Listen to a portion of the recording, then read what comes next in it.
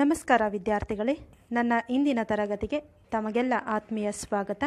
ಈ ವಿಡಿಯೋದಲ್ಲಿ ಪ್ರಥಮ ಭಾಷೆ ಕನ್ನಡ ಆಯ್ಕೆ ಮಾಡಿಕೊಂಡಿರುವ SSLC ವಿದ್ಯಾರ್ಥಿಗಳಿಗಾಗಿ ಯುದ್ಧ, ಶಬರಿ, ಲಂಡನ್ ನಗರ, ಭಾಗ್ಯಶಿಲ್ಪಿಗಳು ಗದ್ಯಪಾಠಗಳ ಒಂದು ವಾಕ್ಯದ ಪ್ರಶ್ನೋತ್ತರಗಳನ್ನು ನೋಡೋಣ ಪರೀಕ್ಷಾ ದೃಷ್ಟಿಯಿಂದ. ಮೊದಲಿಗೆ ಶಬರಿ ಗದ್ಯಪಾಠ ಒಂದು ವಾಕ್ಯದ ಪ್ರಶ್ನೋತ್ತರಗಳನ್ನು ನೋಡೋಣ. ಪ್ರಥಮ ಭಾಷೆ ಕನ್ನಡವನ್ನು ಆಯ್ಕೆ ಮಾಡಿಕೊಂಡಿರುವಂತಹ 10ನೇ ತರಗತಿ ವಿದ್ಯಾರ್ಥಿಗಳ ಪಠ್ಯಪುಸ್ತಕದಲ್ಲಿ 2ನೆಯ ಗದ್ಯಪಾಠ ಶಬರಿ. ಪ್ರಶ್ನೆ 1, ಶ್ರೀರಾಮನ ತಂದೆಯ ಹೆಸರೇನು? ಉತ್ತರ, ಶ್ರೀರಾಮನ ತಂದೆಯ ಹೆಸರು ದಶರಥ ಮಹಾರಾಜ. ಪ್ರಶ್ನೆ 2, ಶ್ರೀರಾಮನಿಗೆ ಸಮರ್ಪಿಸಲು ಶಬರಿ ಏನನ್ನು ಸಂಗ್ರಹಿಸಿದಳು?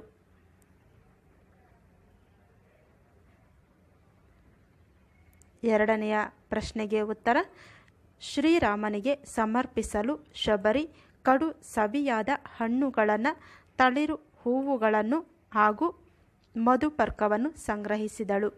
ಪ್ರಶ್ನೆ 3, ಮತಂಗಾಶ್ರಮದಲ್ಲಿ ವಾಸವಿದ್ದ ತಪಸ್ವಿನಿ ಯಾರು? ಶಬರಿ ಗೀತನಾಟಕದ ಒಂದು ವಾಕ್ಯದ ಪ್ರಶ್ನೋತ್ತರಗಳನ್ನು ನೋಡುತ್ತಿದ್ದೇವೆ. ಪ್ರಥಮ ಭಾಷೆ ಕನ್ನಡ ಆಯ್ಕೆ ಮಾಡಿಕೊಂಡಿರುವ 10ನೇ ತರಗತಿ ವಿದ್ಯಾರ್ಥಿಗಳಿಗಾಗಿ. ಮತಂಗಾಶ್ರಮದಲ್ಲಿ ವಾಸವಿದ್ದ ತಪಸ್ವಿನಿ ಶಬರಿ. ಇಲ್ಲಿ ಶಬರಿ ಪದವನ್ನು ಉದ್ಧರಣ ಚಿಹ್ನೆ ಮೂಲಕ ತೋರಿಸಲಾಗಿದೆ. 4ನೇ ಪ್ರಶ್ನೆ, ರಾಮ ಲಕ್ಷ್ಮಣರಿಗೆ ಮತಂಗಾಶ್ರಮಕ್ಕೆ ಹೋಗಲು ಸೂಚಿಸಿದವರು ಯಾರು? ರಾಮ ಲಕ್ಷ್ಮಣರಿಗೆ ಮತಂಗಾಶ್ರಮಕ್ಕೆ ಹೋಗಲು ಸೂಚಿಸಿದವರು ತಪಸ್ವಿಗಳಾದ ಧನು ಪದವನ್ನು ಉದ್ಧರಣ ಚಿಹ್ನೆಯ ಮುಖಾಂತರ ತೋರಿಸಲಾಗಿದೆ. ಹಾಗೆಯೇ ಉತ್ತರ ಪೂರ್ತಿಯಾದ ನಂತರ ಪೂರ್ಣ ವಿರಾಮ ಚಿಹ್ನೆಯನ್ನು ಕೂಡ ಇಡಲಾಗಿದೆ.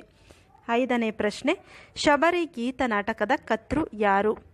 ಶಬರಿ ಗೀತನಾಟಕದ ಕರ್ತೃ ಪುರೋಹಿತ ತಿರುನಾರಾಯಣ ಅಯ್ಯಂಗಾರ್, ಪೂತಿ ನರಸಿಂಹಾಚಾರ್ಯ. ಇನ್ನು ಯುದ್ಧ ಗದ್ಯಪಾಠದ ಒಂದು ವಾಕ್ಯದ ಪ್ರಶ್ನೆಗಳನ್ನು ನೋಡೋಣ. ಪ್ರಶ್ನೆ 1, ರಾಹಿಲನು ಯಾರು? ಉತ್ತರ, ರಾಹಿಲನು ಯುದ್ಧದಲ್ಲಿ ಗಾಯಗೊಂಡವರಿಗೆ ಚಿಕಿತ್ಸೆ ನೀಡುವ ಒಬ್ಬ ವೈದ್ಯ. 10ನೇ ತರಗತಿ ದ್ವಿತೀಯ ಭಾಷೆ ಕನ್ನಡ ಆಯ್ಕೆ ಮಾಡಿಕೊಂಡಿರುವಂತಹ ವಿದ್ಯಾರ್ಥಿಗಳ ಪಠ್ಯಪುಸ್ತಕದಲ್ಲಿ ಇರುವಂತಹ 1ನೆಯ ಗದ್ಯಭಾಗ ಯುದ್ಧ. ಇನ್ನು 2ನೇ ಪ್ರಶ್ನೆ, ರಾಹಿಲನು ತುರ್ತು ಪರಿಸ್ಥಿತಿ ನಿರ್ವಹಣೆಗೆ ಭದ್ರವಾಗಿ ಹಿಡಿದುಕೊಂಡಿದ್ದು ಏನು? ಉತ್ತರ, ರಾಹಿಲನು ತುರ್ತು ಪರಿಸ್ಥಿತಿ ನಿರ್ವಹಣೆಗೆ ತುರ್ತು ಚಿಕಿತ್ಸಾ ಪೆಟ್ಟಿಗೆ ಭದ್ರವಾಗಿ ಹಿಡಿದುಕೊಂಡಿದ್ದ. ತುರ್ತು ಚಿಕಿತ್ಸಾ ಪೆಟ್ಟಿಗೆ ಎಂದರೆ ಫಸ್ಟ್ ಏಡ್ ಕಿಟ್ ಅಂತ. ಮುಂದಿನ ಪ್ರಶ್ನೆ 3ನೇದು, ಗಡಿ ಪ್ರದೇಶಗಳಲ್ಲಿ ಬ್ಲಾಕ್ಔಟ್ ನಿಯಮಗಳನ್ನು ಏಕೆ ಪಾಲಿಸಲಾಗುತ್ತದೆ? ಉತ್ತರ, ಗಡಿ ಪ್ರದೇಶಗಳಲ್ಲಿ ವಿಮಾನ ದಾಳಿಯಿಂದ ರಕ್ಷಿಸಿಕೊಳ್ಳಲು ಬ್ಲಾಕ್ಔಟ್ ನಿಯಮಗಳನ್ನು ಪಾಲಿಸಲಾಗುತ್ತದೆ.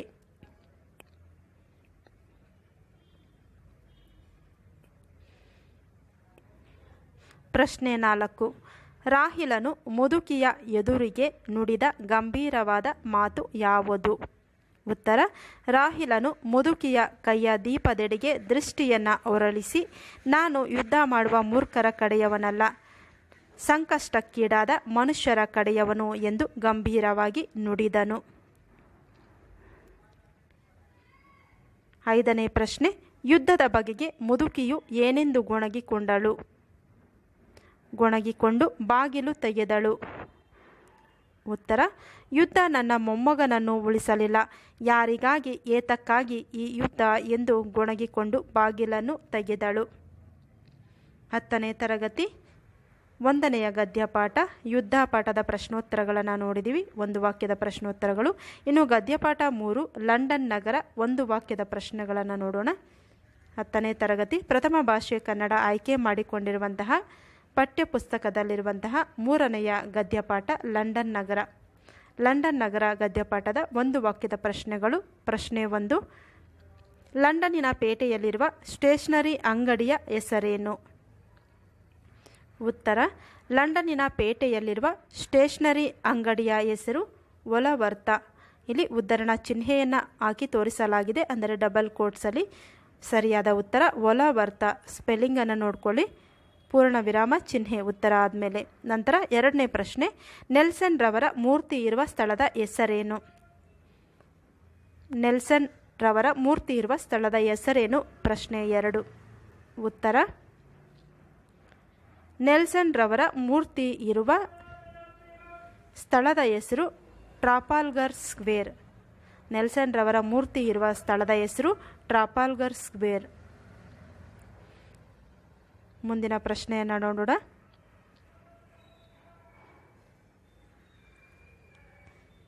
ಪ್ರಶ್ನೆ 3, ವೆಸ್ಟ್ಮಿನಿಸ್ಟರ್ ಅಬೆ ಯಾರ ಸ್ಮಾರಕವಾಗಿದೆ?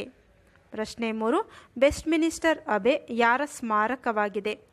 ಉತ್ತರ, ವೆಸ್ಟ್ಮಿನಿಸ್ಟರ್ ಅಬೆ ಒಂದು ಪ್ರಾರ್ಥನಾ ಮಂದಿರವಾಗಿದ್ದು ಇದು ಸತ್ತವರ ಸ್ಮಾರಕವಾಗಿದ್ದು ಇಲ್ಲಿ ಸಂತರ, ಸಾರ್ವಭೌಮರ, ಕವಿಪುಂಗವರ ಸ್ಮಾರಕಗಳನ್ನು ನೋಡಬಹುದು. ಕವಿಪುಂಗವರ ಸ್ಮಾರಕವಾಗಿದೆ. ಮುಂದಿನ ಪ್ರಶ್ನೆ,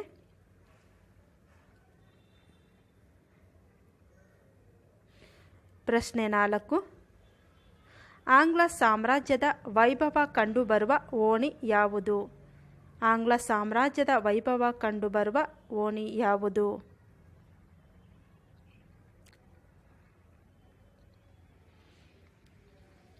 ಉತ್ತರ, ಆಂಗ್ಲ ಸಾಮ್ರಾಜ್ಯದ ವೈಭವ ಕಂಡುಬರುವ ಓಣಿ ಚೇರಿಂಗ್ ಕ್ರಾಪ್. ಆಂಗ್ಲ ಸಾಮ್ರಾಜ್ಯದ ವೈಭವ ಕಂಡುಬರುವ ಓಣಿ ಚೇರಿಂಗ್ ಕ್ರಾಪ್.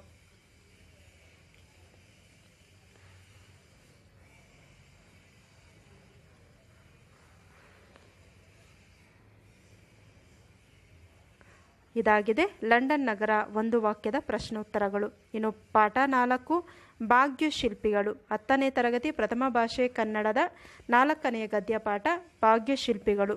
ಗದ್ಯಪಾಠದ ಒಂದು ವಾಕ್ಯದ ಪ್ರಶ್ನೋತ್ತರಗಳನ್ನು ನೋಡೋಣ.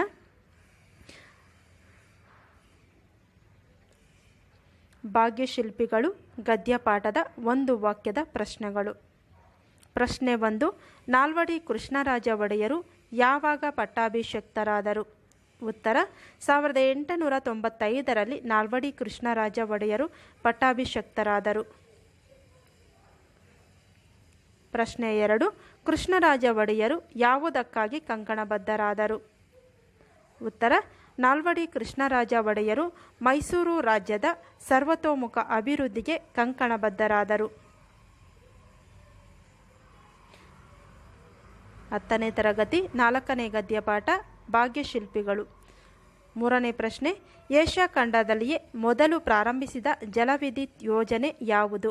ಉತ್ತರ, 1900ರಲ್ಲಿ ಶಿವನ ಸಮುದ್ರದ ಬಳಿ ಏಷ್ಯಾ ಖಂಡದಲ್ಲಿಯೇ ಮೊದಲ ಜಲವಿದ್ಯುತ್ ಯೋಜನೆ ಆರಂಭಿಸಲಾಯಿತು. ಮುಂದಿನ ಪ್ರಶ್ನೆಯನ್ನು ನೋಡೋಣ. ಭಾಗ್ಯಶಿಲ್ಪಿಗಳು ಗದ್ಯಪಾಠದ್ದು 4ನೇ ಪ್ರಶ್ನೆ, ಬ್ರಿಟಿಷ್ ಸರ್ಕಾರ ಸರ್ ಎಂ ವಿಶ್ವೇಶ್ವರಯ್ಯನವರಿಗೆ ಯಾವ ಪದವಿಯನ್ನು ನೀಡಿ ಗೌರವಿಸಿತ್ತು? ಉತ್ತರ, ಬ್ರಿಟಿಷ್ ಸರ್ಕಾರ ಸರ್ ಎಂ ವಿಶ್ವೇಶ್ವರಯ್ಯನವರಿಗೆ ಸರ್ ಎಂಬ ಪದವಿಯನ್ನು ನೀಡಿ ಗೌರವಿಸಿತ್ತು.